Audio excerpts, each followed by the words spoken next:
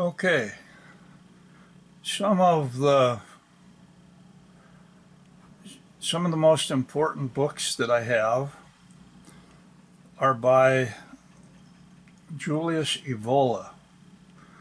Unfortunately, with some dismay, I discovered that um, a couple of the most important and valuable books by him I loaned out to a friend of mine who recently passed away, and I have no way of getting those books back. But I will mention them in due time. But first, as I was searching for those books, I found a couple by Dion Fortune that I knew I had. I just could not find when I was doing the video on Dion Fortune. This one was the one in particular that I was thinking of as particularly powerful. For the last 100 years, Western occultists have looked to the East to provide them with teachings on the aura and the mysterious Kundalini force. However, Dion Fortune reveals a Western tradition on the subject, which has been the secret knowledge of schools and magical orders. Once only revealed to her students, the Circuit of Force brings this important teaching to light. Dion Fortune describes the techniques for raising the personal magnetic forces within the human aura and their control and direction in magic and in life, which she regards as the lost secrets of the Western esoteric tradition. Gareth Knight provides subject commentaries on various aspects of the etheric vehicle, filling in some of the practical details and implications that she left unsaid in the more secretive esoteric climate of the times in which she wrote. So, a little bit here, more. Dion Fortune needs no introduction to the student of the Western esoteric tradition. As a former initiate of the Hermetic Order of the Golden Dawn and founder of a major initiatory school, the Society of the Inner Light, as well as being author of important texts such as the Mystical Kabbalah and the Cosmic Doctrine. So anyway, this actually is a book that came out of the writings of Dion Fortune after her death. And I'll just kind of look at the table of contents here. Mysteries of East and West, Yoga and the Tree of Life, The Overcrowded Monkey House, Commentary A, Mystery Origins in Ancient Greece, Spiritual and Elemental Energies, Currents of Force in the Etheric Double, The Subtle Bodies, the Psychic Centers and their Use, The Earth and Moon Centers, Commentary B, Western Approaches to the Eastern Tradition, Magnetic Interchange, Autosuggestion and the Astral Light, Stages in the Great Work, Commentary C, Animal Magnetism and Etheric Phenomena, Dangers of Faulty Development, Sexual Ethics and Occultism, Channels of Sublimation, Polarization and Practice, Commentary D, Gates to Inner Power and Perception, Subjective and Objective Principles, Cosmic and Elemental Circles of Force, Techniques of Ritual, The Pairs of Opposites in Action.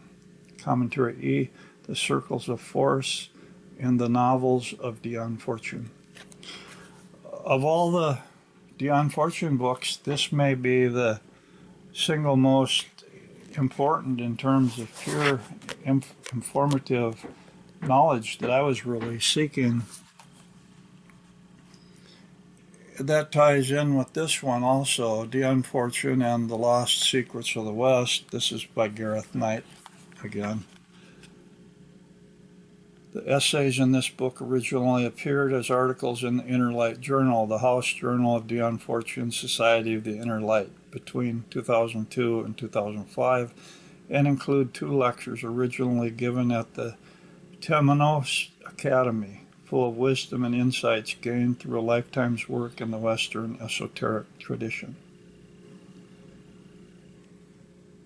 So, I wished I would have been able to put those in the video with the unfortunate, but I'm putting them there now. Now we jump over to Julius Evola. And I want to first mention, I've got to mention something, because if you look at a lot of the sources that I'm talking about, they're basically coming at tantric concepts using sexual or male and female energy for working magic and for the development of astral bodies and the development of the soul and its powers. And I'm not talking about strictly sex, for example, but platonic relationships, just friendships, attractions, things like that. The idea is the soul or any astral body requires, for its creation, it has to be balanced equally between male and female energies. And our physical body, depending on whether we are male or female, can only generate that type of energy, which means we need to somehow get the opposite sex energy from somebody else. And if you're looking at Montauk Chia, you're looking at Julius Evola, you're looking at tantric practices, you're looking at the unfortunate, you're looking at any of these great teachers, even Crowley, this is the hidden side of what we're talking about. And Julius Evola was one of the greats. I mean, there's two. Let me mention the books that I loaned out to my friend who's dead, and I'll have to replace them on my own. One was it was the Hermetic tradition. It was about Hermeticism. One of the finest books out there on the Hermetic tradition. And the other was Courtly Love. And Courtly Love basically is about that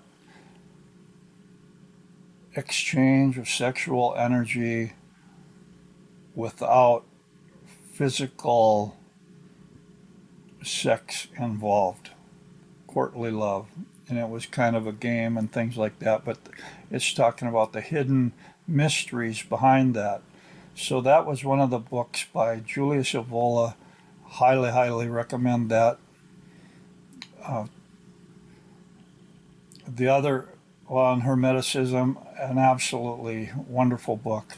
The two other books by him that I don't have to show you, one is Riding the Tiger, and the other is Revolt Against the Modern Age. I happened to read them in PDF form and so I don't have physical books by them. However, I have some other books by him, and I'm not showing all of them, but I am showing some of them here. The Mystery, Initiation, and Magic in the Grail, the Holy Grail, The Quest for the Spirit.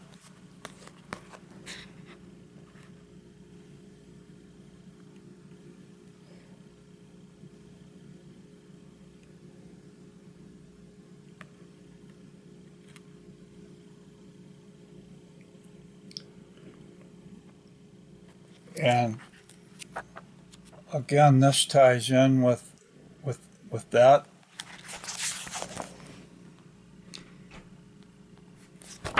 So we're talking about basic the sexual expressions of the mysteries, the yin and yang forces that have been hidden within the tantric practices or secrets that actually are in all of the mysteries in one way or another. And we're not talking about orgies or sex, we're talking about just that, how the male and female together combined create astral bodies, they complete the soul, and how love relationships are the normal way that the soul is developed.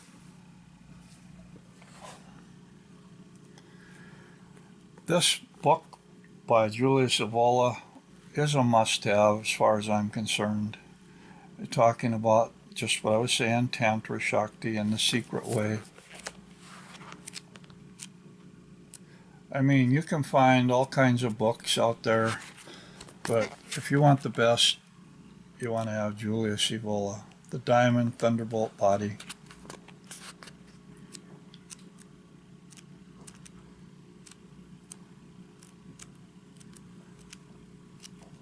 I'm not going to share, or I'm not going to spend a lot of time just telling about it. But I'm showing you the books that are there and saying they're some of the best available out there. The Metaphysics of Sex goes along hand in hand with the one that he wrote on courtly love.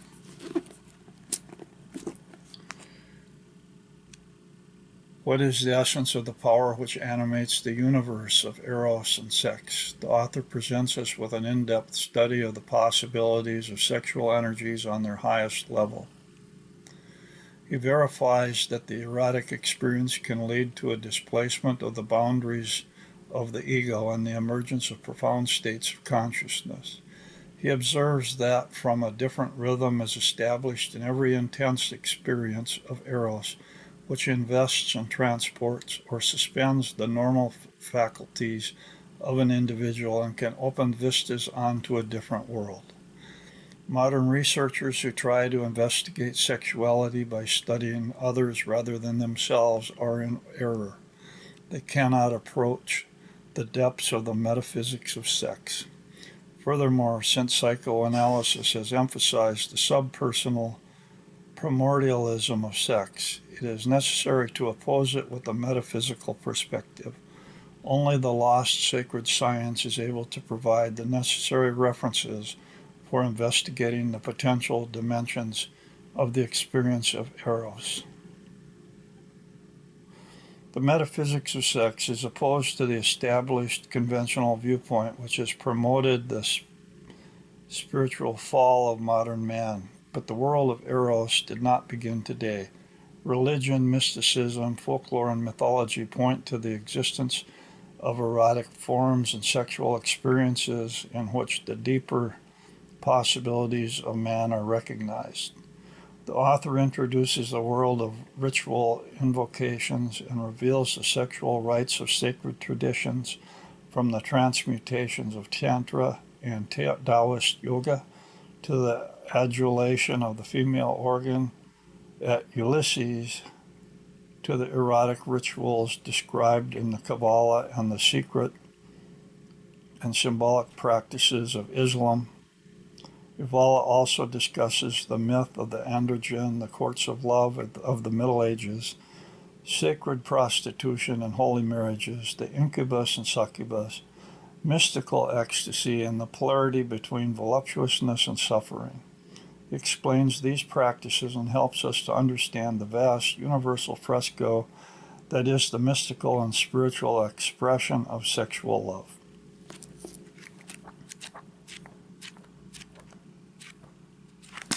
Again, one of the best books out there by one of the best authors out there. Here's another one by him. Now, Julius Evola, I'm going to mention his most famous work, which is Revolt Against the Modern World, or maybe Riding the Tiger, is a believer in tradition and in cycles, and how history or time travels in cycles, and that ultimately these cycles tradition unfolds in a certain way, so that as time returns, as the wheel turns back to its original place, you can expect a similar cycle to take place. So in this, he's very much of a traditionalist. anyways, very powerful books. There are a few others out there I have, but I did not. I don't even mention those. There, some different things from him are being translated every day because he originally wrote in the Italian. Anyway, that's it for this author. Very, very highly recommended author. Thank you.